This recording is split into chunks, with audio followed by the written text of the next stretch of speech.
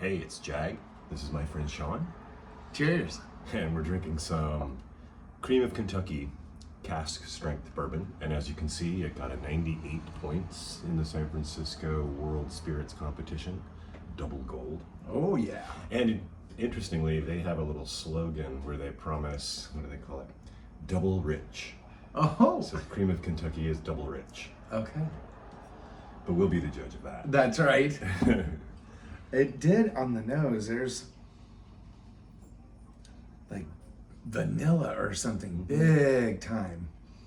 There's definitely something quite sweet there, but it's like burnt vanilla. I wanted to say caramel. Yeah, yep. This is 105 proof. Is it really? Yeah. So you've added ice to yours. I did. And so that's going to cut it down a little bit. Okay. Obviously. And it's I paid $105 for it. Okay. Which I found out should be only about 90. I got a little bit. Okay. Now, normally this stuff is about 80 proof, right?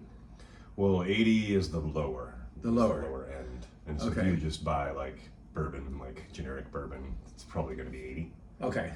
Because they'll just add as much water as they can to get it down to 80. But they can't sell anything less than 80 proof and call it bourbon. Right. Okay. But I tend to get stuff over 100. Okay. It's because I like the robust richness. For sure. And some people like to water it down. And this has a big nose on it. This is huge. Yeah. That's the second time this has Yeah, happened. you're right. I just get a shot of alcohol right up my sinuses.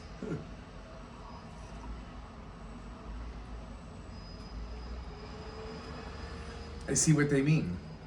It's very rich. Even though that I put ice in it, that's weighty on the tongue. That's heavy. Heavy?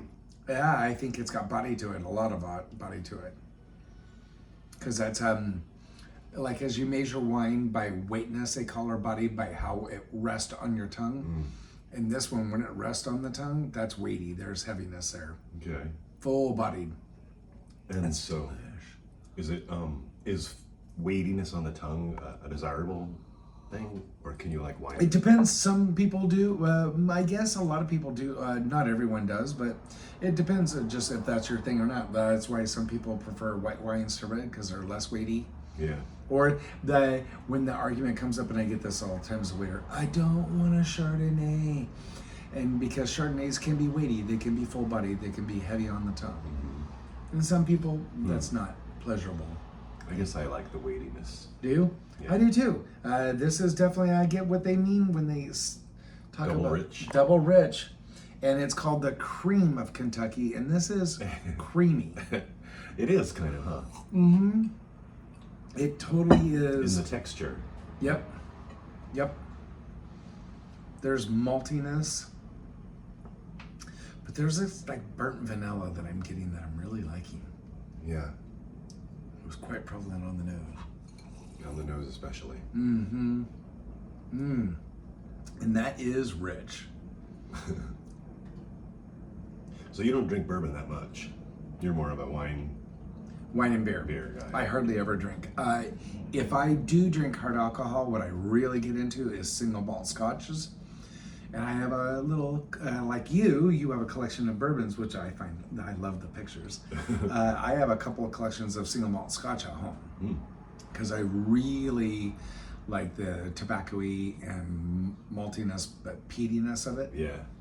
And now I'm getting, since I moved to Southern California, I'm getting into mezcals because mezcals can be like single malt scotch. It can be very smoky. I go ape shit for that. With a steak or any type of red meat, oh man, that smokiness, that... I have never been able to get into, I mean, like I did when I was young, drink tequila and then too much tequila. And so then As we do. I never got back on the horse. I get you. Mezcal, when you smell it, it's smoky and it smells like campfire. When I open that or a single malt scotch up, there's been times that we're camping and everybody's sitting around the campfire and I'm getting ready. It's the end of the night, so I'm going to whip out some scotch just for the end of the night and do a little cheese maybe or something like that. And when I open the bottles and I'm sitting them over here, people on this side say, I can smell that. And I love that. I go, and just like this, when you open this, when you first got here, Yeah. and that smell on it, I was like, oh God, I can smell it from here. But it has a sweetness. It totally sweet, completely unlike other bourbons that I've had, and completely unlike any mezcals or any scotches I've ever had. And there are some scotches that I've had that had in the wine world, we're not supposed to say sweetness. You're supposed to say RS, which stands for residual sugar, because they think sweetness is a bad connotation. They like to say fruitiness or RS. And so, but this does have sweetness on the nose, and it's like a candy, like something confected. And maybe it's confected vanilla. Is what you're smelling? Yeah, because it is a really, and I'm thinking, why am I doing this? Help me with this. Why are you? I do this all the time. When I have a smell that reminds me of something, it drives me crazy. And I'm getting carnival or like the fair. And what is it at a carnival or a fair? That A circus peanut? An elephant ear. Oh, fried dough. Fried dough. Because there's cinnamony, there's some cinnamon. Oh, vanilla. We just nailed it. We just did that. Hey. Elephant ear? So we're getting elephant ear on the nose? Well, I kept thinking about like a carnival. All of a sudden I was like, you know where all the food, and they've got the corn dogs and all that shit. You know what I'm talking about, the rides? Yeah. And all of a sudden this made me think of that. And I'm like, now why did it make me think of the county fair or the carnival? And then all of a sudden I'm like, elephant ear, boom. Because there is a sweetness there. It's fully sweet. Yeah. And for a minute there, I thought it was vanilla. And it is and can be, but It's different than vanilla. It's maybe vanilla plus or vanilla adjacent. and as I learned in wine school, and they make a big deal out of this, and once I finally got into it, I realized they're right, they're correct. There is Madagascar vanilla, there's French vanilla, there's American vanilla, there's many different An artificial vanilla. and artificial, and each one has its own distinct flavor and profile, Yeah. for sure, without a doubt.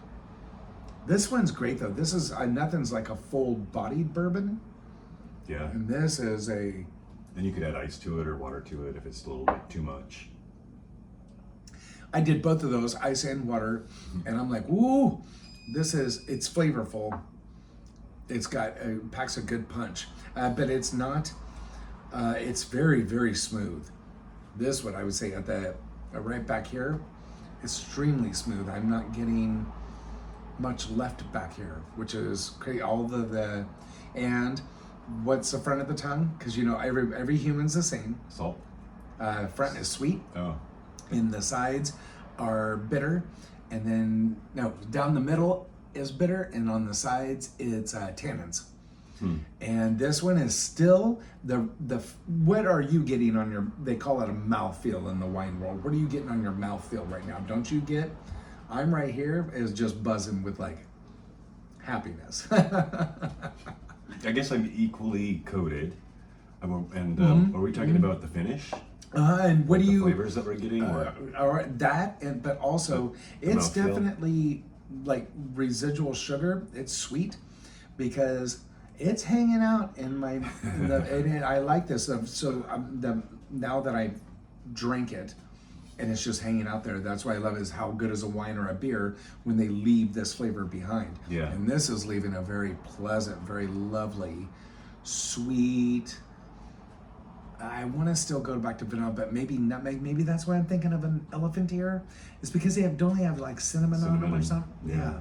Some spice. It's been a very, very long time since I've had one. Same. So, but it made me think of that, and I don't know, I'm thinking of like kind of spicy, but kind of Touch of cinnamon, yep, touch of clove. yep. And maybe the bourbon makers did that intentionally. They bought barrels that they knew that had these aspects, and you know that new thing, the new trend of buying the barrels that come from famous dessert wines and stuff like that Yeah, to finish. to finish. Yeah. And I love this new trend.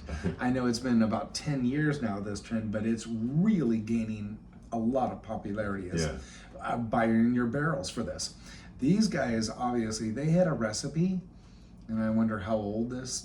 This was this brand started in 1888. Bam! That's another thing, is that since it is such a big, weighty, that I figured this might be like an old boy's recipe handed down in Kentucky from generation. So 1800s? 1888, and the company's been sold since then, but I assume it's the same recipe that they're still using because they just kept the brand alive. Why would you change it if it... Yeah. Oh my goodness, that's delicious. So you would get it, and you would pay $105 for this? Yeah, I feel that this is high quality. I totally would. Yeah. And I like big wines, big red wines that are big and strong and also dry. Yeah. And then the same with my beer. I love IPAs and the big, strong, heavy, bitter IPAs.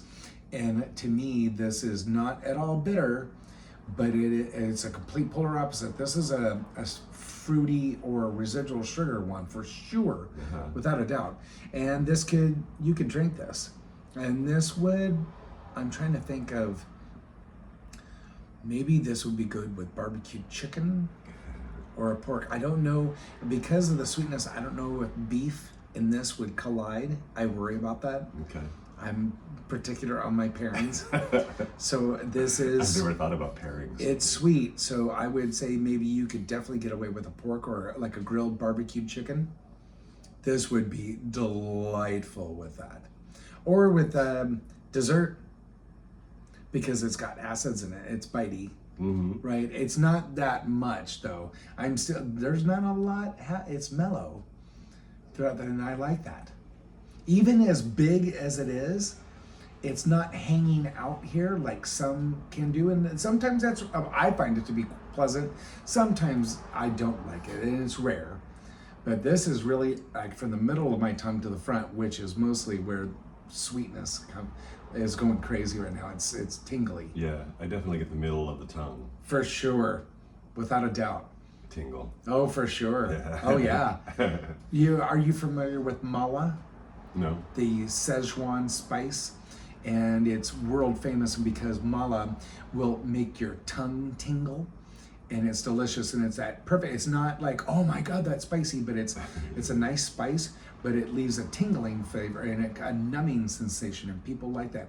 And I'm even getting just a small hint of that. I'm getting a tingling on the front here. Yeah. And I wonder if that's from the spices that they are adding. Making, you're using, or no. They wouldn't add spice. The only thing that you're tasting is a chemical reaction between the wood, pure distillate, and the wood, and the charring of the wood. Okay. Yeah, I mean, if they've added something, then it's cheating, and then fuck them. Right. Yes. But I don't think a company from because wine doesn't do that either. They don't add things. It's just or at least they don't talk about it.